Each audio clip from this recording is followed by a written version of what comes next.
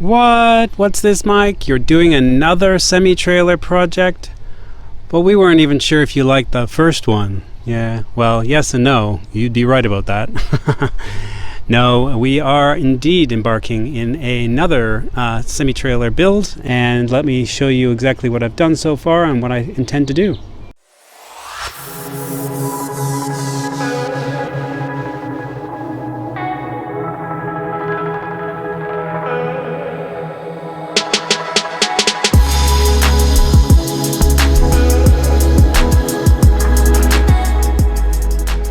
Alright, before we head in, I'm just going to try to ignore the feral fly situation here.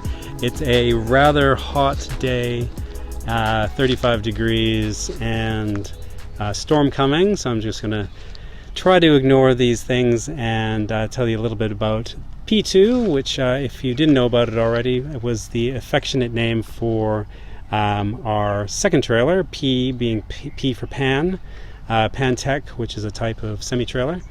And so P1 is what we live in now, P2 is what we're building in. And yeah, this is the back of it, which will look familiar to anyone who has seen the video, which I'll post up here, of what we used to live in while we were building in P1.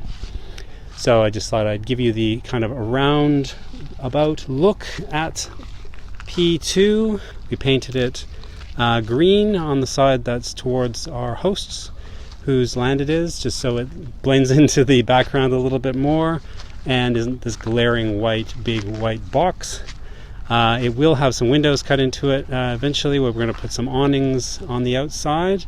And as you saw over here, we've got this door in the wall so far, and at the front will be some big picture windows for the view. All right, let's head inside and have a look.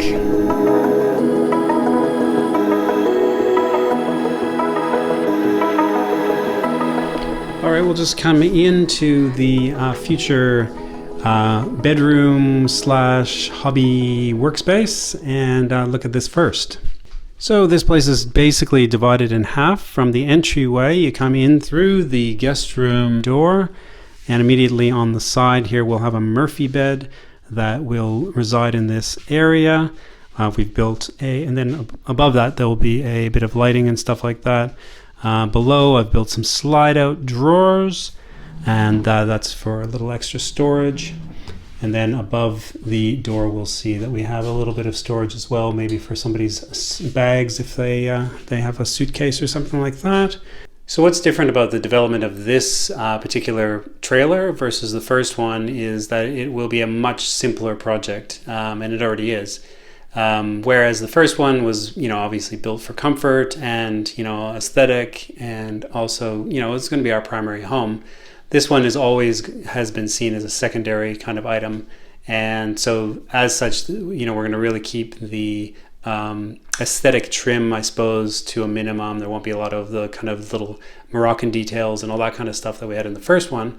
Even to the degree of just really stripping the walls back, almost kind of paying homage to the original trailer a little bit more, not doing any fancy ceiling stuff, even keeping, PowerPoints and light fixtures and all that kind of stuff, just external. We'll see kind of cables, we'll see cable runs and stuff like that. And also just, again, to keep it economically a lot more doable. So as you see, it's about a 5 meter by 2.5 meter space, which is a really good size for this room. There'll be a couple of windows just on the walls here, and on this wall for airflow. And so that'll bring out plenty of light in. As you can imagine, there will be no skylights in this particular house after the dramas of the other one. The roof in this one is much better. So it is conceivably possible that it would turn out much better than the other one, but still, we won't be going down that road. And if you're wondering what I'm talking about, then just check out the link above for the Skylight Saga in the first pan build. So heading into the bathroom area, it's not a huge bathroom, probably about 2.5 meters square, but we'll have a vanity kind of set up here, which is actually just sitting behind here with a lovely bowl on top of this old wooden table. These corners will have large picture windows looking out over to the view, and in front of us here will be the bath that will be looking out at that view. And then down here we'll be putting some composting toilet.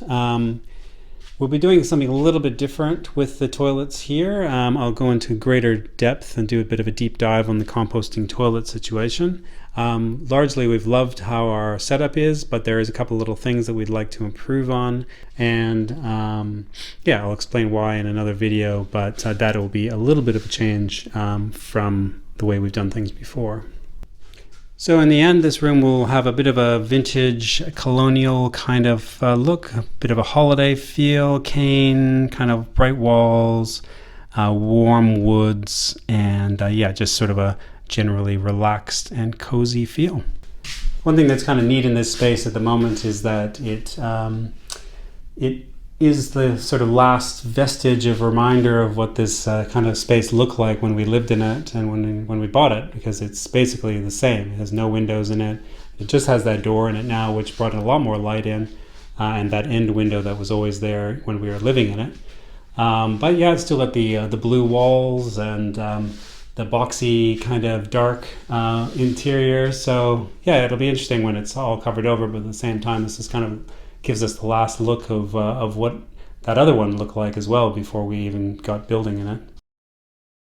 So our next space was the entry area that we came in through, and this is a small space, but it's kind of like geared towards being like a little mudroom of sorts. On the left we hope to put in like a bit of a mural of sorts, like a some sort of colonial print.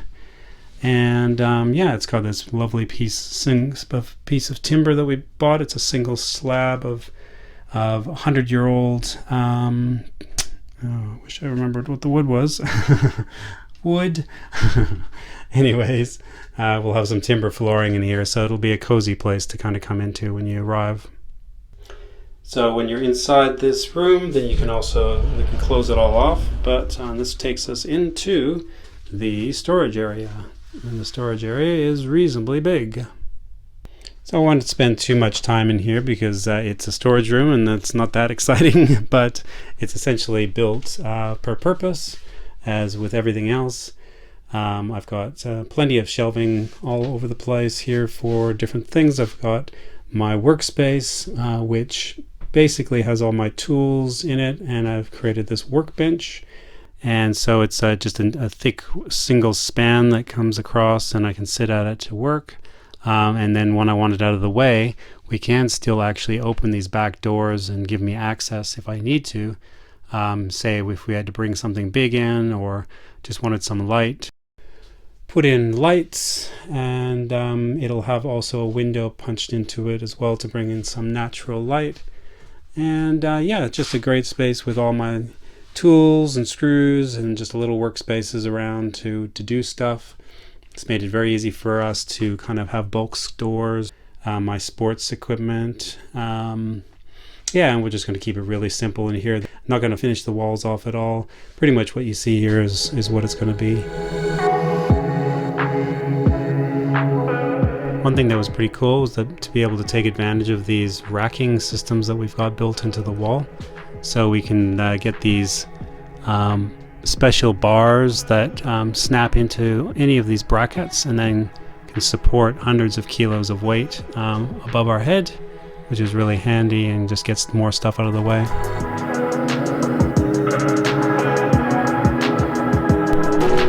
Well, there's a little overview for you folks of where we are to date. Still tons more to do, as you can see. So please join us in the coming days and weeks and months to see how I get along with this build, and yeah, join me on the journey. Thanks for watching.